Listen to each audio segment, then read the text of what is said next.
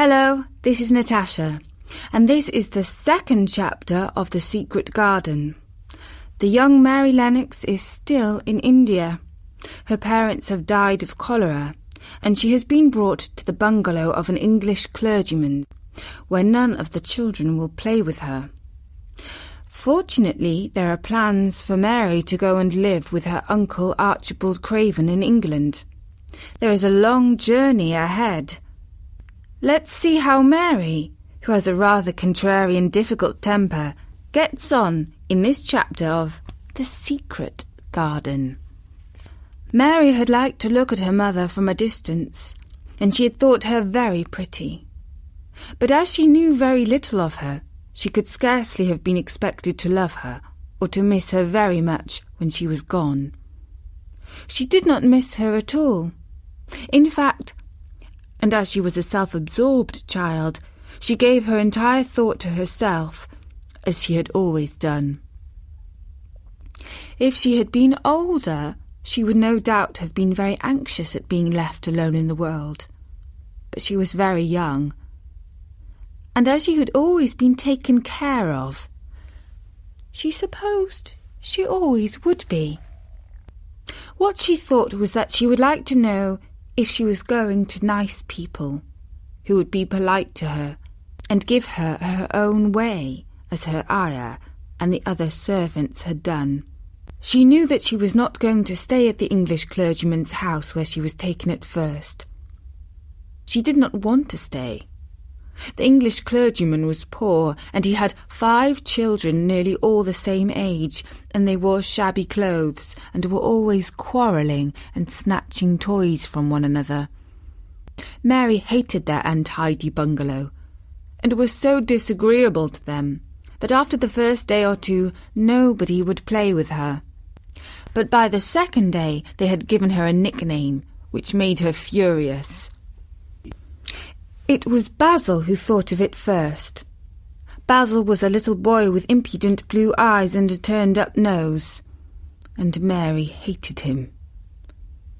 She was playing by herself under a tree, just as she had been playing the day the cholera broke out. She was making heaps of earth and path for a garden, and Basil came and stood near to watch her. Presently, he got rather interested, and suddenly made a suggestion. "Why don't you put a heap of stones there and pretend it is a rockery?" he said. "There, in the middle." And he leaned over her to point. "Go away!" cried Mary. "I don't want boys. Go away!" For a moment Basil looked angry, and then he began to tease. He was always teasing his sisters. He danced around and round her, and made faces and sang and laughed. "Mistress Mary, quite contrary, how does your garden grow? With silver bells and cockle shells and marigolds all in a row." He sang it until all the other children heard and laughed too. And the crosser Mary got, the more they sang, "Mistress Mary, quite contrary." And after that, as long as she stayed with them, they called her Mistress Mary, quite contrary, when they spoke of her to each other, and often when they spoke to her. "You are going to be sent home," Basil said to her, "and at the end of the week. And we're glad of it." "I'm glad of it too," answered Mary. Where is home?" "She doesn't know where home is," Basil answered. "You don't know anything. Girls never do. I heard Father and Mother talking about him. He lives in a great big desolate old house in the country, and no one goes near him. He's so cross he won't let them. And they wouldn't come if he would let them. He's a hunchback, and he's horrid. "I don't believe you," said Mary, and she turned her back and stuck her fingers in her ears, because she would not listen any more. But she thought over it a great deal afterward, and when Mrs. Crawford told her that night that she was going to sail away to England in a few days, and go to her uncle Mr. Archibald Craven, who lived in Misselthwaite Manor, she looked so stony and stubbornly uninterested that they did not know what to think about her. They tried to be kind to her, but she only turned her face away when Mrs. Crawford attempted to kiss her, and held herself stiffly when Mr. Crawford patted her shoulder. "She is such a plain child," Mrs. Crawford said pityingly afterward. "And her mother was such a pretty creature. She had a very pretty manner, too. And Mary has the most unattractive ways I ever saw in a child. The children call her Mistress Mary quite contrary. And though it's naughty of them, one can't help understanding it. Perhaps if her mother had carried her pretty face and her pretty manners oftener into the nursery, Mary might have learned some pretty ways too. 'Tis very sad, now the poor beautiful thing is gone, to remember that many people never even knew that she had a child at all. I believe she scarcely even looked at her," sighed Mrs. Crawford. "When her ayah was dead, there was no one to give a thought to the little thing. Think of the servants running away and leaving her all alone in that deserted bungalow. Colonel McGrew said he nearly jumped out of his skin when he opened the door and found her standing by herself in the middle of the room.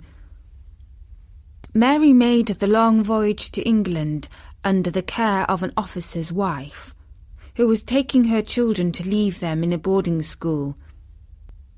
She was very much absorbed in her own little boy and girl, and was rather glad to hand the child over to the woman Mr. Archibald Craven sent to meet her in London. The woman was his housekeeper at Misselthwaite Manor, and her name was Mrs. Medlock.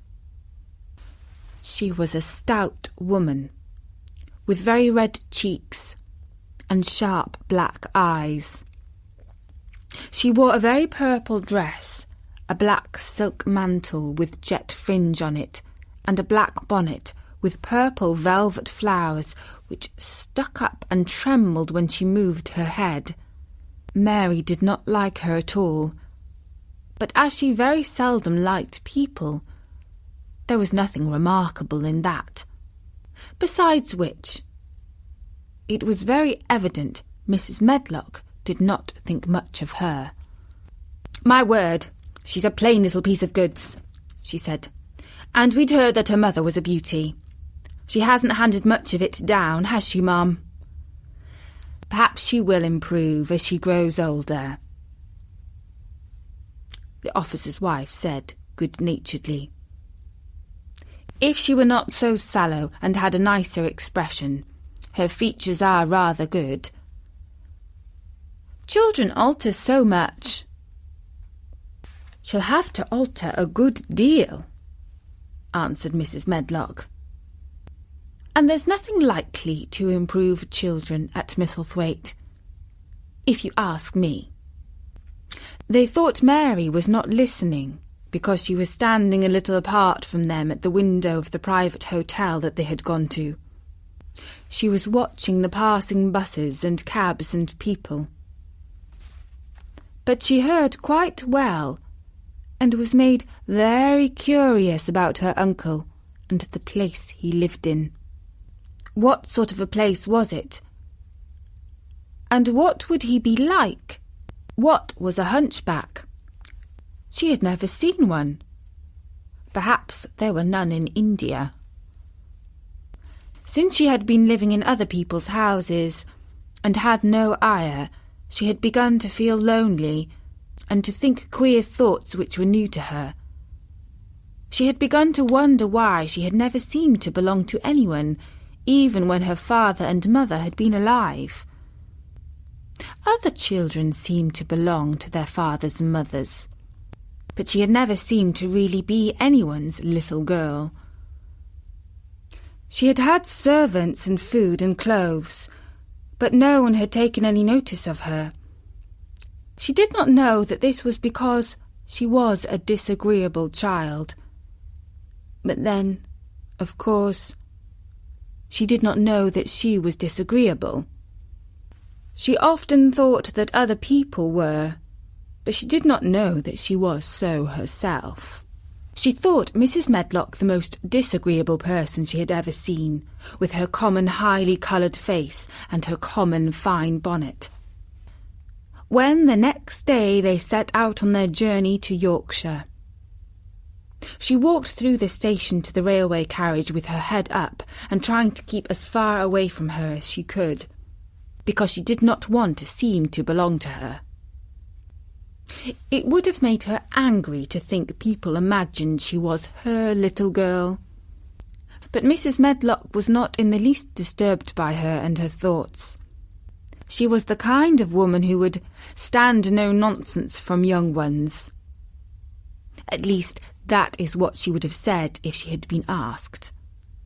She had not wanted to go to London, just when her sister Maria's daughter was going to be married, but she had a comfortable, well-paid place as housekeeper at Misselthwaite Manor, and the only way in which she could keep it was to do at once what Mr. Archibald Craven told her to do. She had never dared even ask a question. "Captain Lennox and his wife died of the cholera," Mr. Craven had said, in his short, cold way. "Captain Lennox was my wife's brother, and I am their daughter's guardian.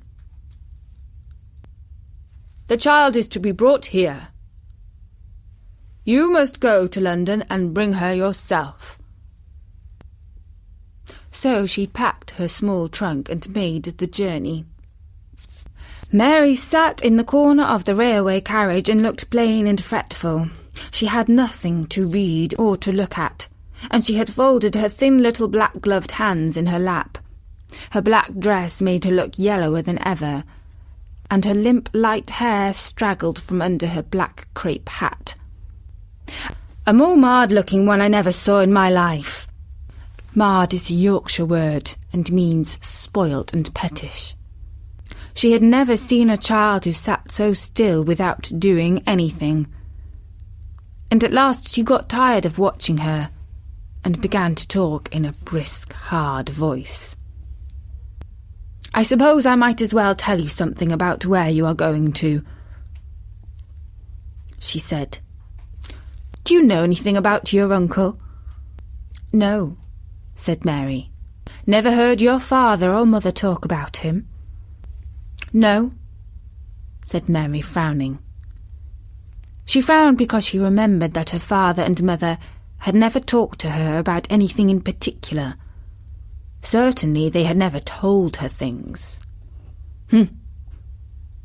Muttered Mrs. Medlock, staring at her queer, unresponsive little face. She did not say anything more for a few moments, and then she began again. "I suppose you might as well be told something to prepare you. You are going to a queer place." Mary said nothing at all, and Mrs. Medlock looked rather discomfited by her apparent indifference. But after taking a breath, she went on. "Not but that it's a grand big place, in a gloomy way. And Mr. Craven's proud of it, in his way. And that's gloomy enough too. The house is 600 years old. And it's on the edge of the moor. And there's near 100 rooms in it, though most of them shut up and locked. and there's pictures and fine old furniture and things that's been there for ages. And there's a big park around it, and gardens and trees, with branches, trailing to the ground, some of them. She paused and took another breath. But there's nothing else, she said suddenly. Mary had begun to listen, in spite of herself. It all sounded so unlike India, and anything new rather attracted her. But she did not intend to look as if she were interested. That was one of her unhappy, disagreeable ways. So she sat still. "Well," said Mrs. Medlock, "what do you think of it?" "Nothing," she answered. "I know nothing of such places." That made Mrs. Medlock laugh a short sort of laugh. She said, "But you are like an old woman. Don't you care?" "It doesn't matter," said Mary, "whether I care or not." "You are right enough there," said Mrs. Medlock. "It doesn't. What you to be kept at Misselthwaite Manor for I don't know, unless because it's the easiest way. He's not going to trouble himself about you, that's sure and certain. He never troubles himself about no one." She stopped herself as if she had just remembered something in time. "He's got a crooked back," she said. "That set him wrong. He was a sour young man and got no good of all his money and big place till he was married." Mary's eyes turned toward her, in spite of her intention not to seem to care. She had never thought of the hunchbacks being married, and she was a trifle surprised. Mrs. Medlock saw this, and as she was a talkative woman, she continued with more interest. This was some way of passing the time, at any rate. She was a sweet, pretty thing, and he'd have walked the world over to get a blade of grass she wanted. Nobody thought she'd marry him, but she did, and people said she married him for his money. She didn't, positively. When she died... Mary gave a little involuntary jump. "Oh, died, did she?" she exclaimed, quite without meaning to. She had just remembered a French fairy tale story she had once read called Riquet à la Houppée. It had been about a poor hunchback and a beautiful princess, and it had made her suddenly sorry for Mr. Archibald Craven. "Yes, she died," Mrs. Medlock answered, "and it made him queerer than ever. He cares about nobody. He won't see people. Most of the time he goes away, and when he is at Misselthwaite, he shuts himself up in the west wing and won't let anybody but Pitcher see him.